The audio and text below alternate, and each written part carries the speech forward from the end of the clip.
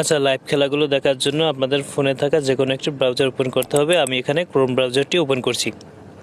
তারপরে এখানে সার্চ বারে গিয়ে টাইপ করতে হবে 172.16.29.28। এটাতে লিখে নিচের দিকে রাইট অ্যারোতে ক্লিক করতে হবে। তারপরে কিছুক্ষণ লোড নেবে। লোড নেওয়ার পরে এটা কিছুক্ষণ বাদে ওপেন হয়ে যাবে। এই যে ওপেন হয়ে গিয়েছে। এখন আপনারা লাইভ খেলাগুলো এখান থেকে উপভোগ করতে পারবেন।